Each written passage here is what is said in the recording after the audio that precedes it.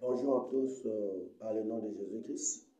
Comme j'avais dit, on a commencé sur l'Internet pour commencer à prêcher nos frères et nos sœurs et pour commencer à s'exhorter, pour se conseiller et pour aussi comment on appelle ça, se développer spirituellement et physiquement.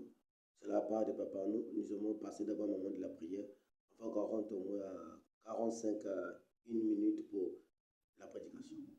Dieu Père de gloire, par ta grâce et par ta puissance, nous te bénissons ton nom parce que tu as permis ce matin que nous soyons parmi les vivants. Bénis encore toutes ces personnes, Seigneur, qui sont abonnées à ces chaînes. Et bénis, Père, abondamment. Bénis, Père de gloire, dans ta grâce et dans ta présence, selon ta volonté et selon, Père de gloire, ton plan que tu as mis dans leur vie.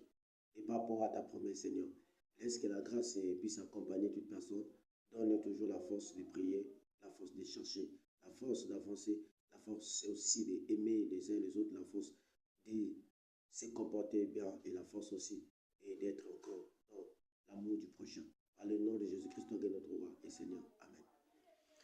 Voilà, ce matin, nous parlons de la réussite sur la vie spirituelle pour beaucoup des années. Ça veut dire, quand je parle de la réussite spirituelle pour beaucoup d'années, je vais parler un peu des changements, de l'amélioration, parce qu'on a pu se faire le constat sur la vie spirituelle. Les gens commencent bien la foi de Dieu et les gens aussi démarrent bien leur vie spirituelle quand au premier temps ils acceptent Jésus-Christ comme Seigneur et Sauveur.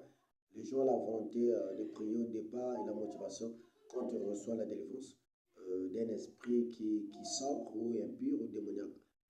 Maintenant, il y a un moment quand ils avancent, quand on remarque avec le temps, avec les années qui avancent, les gens n'augmentent pas la capacité spirituelle, mais ça fait que diminuer fait. Et par rapport à la volonté de départ. Donc la vie spirituelle aujourd'hui devient comme un match de foot. Les joueurs, quand sont en première période, ils jouent bien. Ils ont la force, ils ont l'énergie de savoir courir. Mais quand il arrive au moins 80 minutes, la fatigue, ils rentrent. Mais ce n'est pas ça la vie spirituelle, mais la vie spirituelle, c'est quelque chose. Il faut être motivé au départ jusqu'à la fin. Et quand je dis à la fin, jusqu'à là où Dieu te fera appel, après avoir fini ta mission sur la terre. J'aimerais dire quoi? Et j'aimerais dire ceci que si tu veux être motivé d'abord dans la vie spirituelle, la première des choses, ne prie pas pour un bien. C'est la première condition. Ne prie pas pour un bien physique, mais prie pour un bien spirituel. Quand je parle d'un bien spirituel, là, je parle de la vie éternelle. Parce que la plupart des personnes qui prient pour le bien, je dis, quand je prends bien, je prends les matériels en général. Ces personnes-là commencent bien la mission de Dieu, mais s'ils arrivent à se rabaisser, parce que il y a d'abord ce qu'on appelle l'impatience en eux. Il y a ce qu'on appelle, Père de gloire, manque en fait, de sagesse et d'intelligence faite. Et manque aussi de développement sur les projets, tout ça. Parce qu'aujourd'hui, les chrétiens deviennent tellement limités. Quand je parle de limitation, nous devenons limités. Je prends avec nous-mêmes et moi-même. Parce qu'on se focalise trop. Un tel a péché. Un tel fait des péchés. Un tel est condamné. Jésus, les démons, les esprits. En fait, la vie spirituelle n'est pas seulement basée. Normalement, un chrétien, il n'est pas bien pour un chrétien de parler tout le temps des démons, des esprits mauvais, des attaques, je n'arrive pas, moi je suis tenté, moi même pas. Tout ça, un chrétien n'a pas besoin de faire de ça. Parce que quand un chrétien rentre sur cette pensée, à ce genre de réflexion, il se limite. Parce qu'un chrétien doit rendre gloire à Jésus. Ça veut dire qu'un chrétien ne doit pas trop parler des démons ou des esprits impurs, ou des jugements, ou des quoi. Un chrétien, sa mission, c'est parler de Jésus-Christ pour rendre honneur à lui.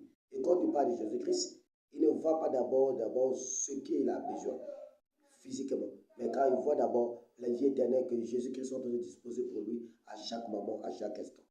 Et ça lui permettra, et quand tu pries, il n'y aura pas tellement de tourmente. Parce que quand tu pries, imagine-toi, tu pries pour un travail. Et parce que tu as posé un dossier, Dieu veut que Dieu te fasse grâce que ce travail, tu le trouves. Au moment que tu ne le trouves pas, pendant le temps qu'on te prophétise, tu vas travailler, tu seras bien. Ça n'est pas fait. La prophétie va être comment amère. Ça veut dire que tu n'auras plus trop le goût de ces prophéties-là. Tu vas commencer à trouver mauvais la personne qui t'a prophétisé ou les personnes qui t'ont trouvé des messages. Tu n'auras plus la même force de prier parce que tu remarques comme si Dieu ne te voit pas, comme si Dieu ne t'écoute pas. Mais plutôt, mais quand on prie sur la vie éternelle, ça donne la capacité de prier parce que la vie éternelle, on ne le trouve pas ici physiquement. La vie éternelle, c'est d'abord quand on